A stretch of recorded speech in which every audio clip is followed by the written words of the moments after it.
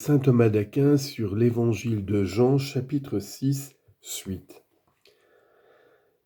Un de ses disciples, André, frère de Simon-Pierre, lui dit : « Il y a ici un petit garçon qui a 5 pains d'orge et 2 poissons. Mais qu'est-ce que cela pour tant de monde ?» André, par contre, semble envisager la réalisation du miracle. Peut-être, en effet, avait-il en mémoire le signe qu'Élisée avait accompli avec des pains d'orge, lorsqu'avec 20 pains, il nourrit 100 hommes, comme on le lit au livre des Rois. Deuxième livre des Rois, chapitre 4, verset 42. Et c'est pour cela qu'il dit : « Il y a ici un petit garçon qui a 5 pains d'orge et 2 poissons. » Cependant, il présumait que le Christ n'allait pas accomplir un plus grand miracle qu'Élisée. Il estimait en effet qu'à partir d'un nombre moindre sortirait miraculeusement un nombre moindre, et à partir d'un plus grand nombre un nombre plus grand, bien qu'à celui qui n'a pas besoin de la matière, celle-ci lui étant soumise, il soit aussi facile de nourrir les foules à partir d'un nombre plus grand ou plus petit. Et c'est pour cela qu'André ajoute : « Mais qu'est-ce que cela pour tant de monde ?» Comme s'il disait : même s'ils sont multipliés, comme Élisée les multiplia, ce ne serait pas suffisant. Au sens mystique, refaire les forces spirituelles renvoie à la sagesse. Et la vraie sagesse est celle qu'a enseignée le Christ, qui est lui-même la vraie sagesse. Le Christ est puissance de Dieu et sagesse de Dieu. 1 Corinthiens chapitre 1 verset 24. Mais avant celui du Christ, 2 enseignements avaient cours, l'un humain, celui des philosophes, et l'autre celui de la loi écrite. C'est du premier que Philippe fait mention, et c'est pourquoi il parle d'acheter du pain. Effectivement, la sagesse humaine s'obtient par acquisition. Le nombre 100 dénote la perfection. Pour cette raison, les 200 dévoilent la double perfection nécessaire à cette sagesse. En effet, on en atteint la perfection d'une double manière, par l'expérience et par la contemplation. Il dit donc : 200 deniers de pain ne leur suffiraient pas, parce que rien de ce que l'intelligence humaine peut atteindre de la vérité par expérience ou raisonnement ne suffit à épuiser sa fin de sagesse. Citation : que le sage ne tire pas gloire de sa sagesse, que le fort ne se glorifie pas dans sa force, que le riche ne se glorifie pas dans ses richesses, mais que celui qui se glorifie en ceci, de connaître et de savoir que c'est moi qui suis le Seigneur. Jérémie chapitre 9 verset 23. En effet, il n'est aucun philosophe dont la sagesse fût telle que par elle les hommes aient pu être tirés de l'erreur.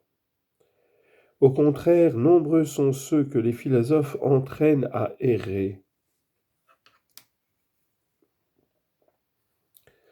André, lui, fait mention du second enseignement, et pour cette raison, il ne voulait pas que l'on achète d'autres pains, mais que la foule soit restaurée avec ceux que l'on possédait, c'est-à-dire avec ceux que contenait la loi.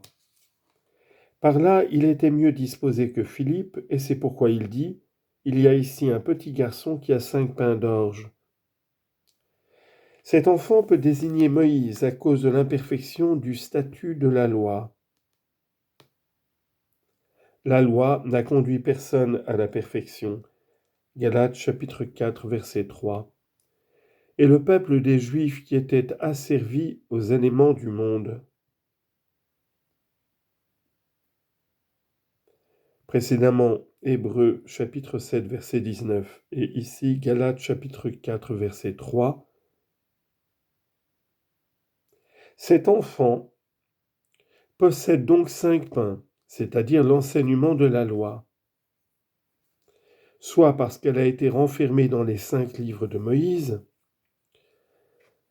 soit parce qu'elle a été donnée à des hommes tout entiers, pris par les réalités sensibles dont on fait l'expérience au moyen des 5 sens. Ce sont des pains d'orge parce que la loi avait été donnée de telle sorte qu'en elle, l'aliment vital était caché dans les réalités sensibles des sacrements de l'ancienne alliance. Le grain d'orge est en effet caché par une balle extrêmement dure, ou encore parce que le peuple des Juifs n'avait pas encore été détaché du désir charnel, mais que celui-ci, comme une balle, lui collait au cœur. En effet, dans l'Ancien Testament, les Juifs avaient fait l'expérience de la dureté de la loi à cause des observances juridiques. Citation, « joug que ni nos pères ni nous n'avons pu porter ». Actes chapitre 15, verset 10. Et les Juifs, étant eux-mêmes livrés aux choses corporelles, ne saisissaient pas le sens spirituel de la loi. Citation, « jusqu'à ce jour, lorsqu'ils lisent Moïse, un voile est posé sur leur cœur. » 2 Corinthiens chapitre 3, verset 15. Par les 2 poissons qui donnaient bon goût au pain, on entend l'enseignement des psaumes et des prophètes, pour dire ainsi que l'ancienne loi ne comportait pas seulement 5 pains, c'est-à-dire les livres de Moïse, mais aussi 2 poissons, c'est-à-dire les prophètes et les psaumes.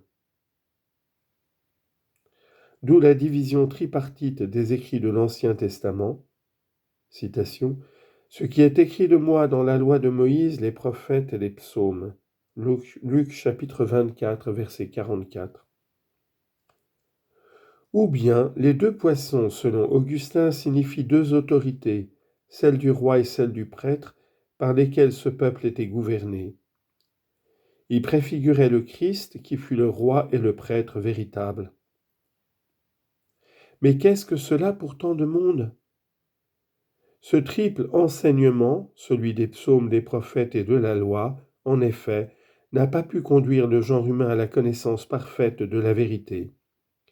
Même si de fait Dieu fut connu en Juda, confère Psaume 75, verset 2, les nations cependant le méconnaissaient.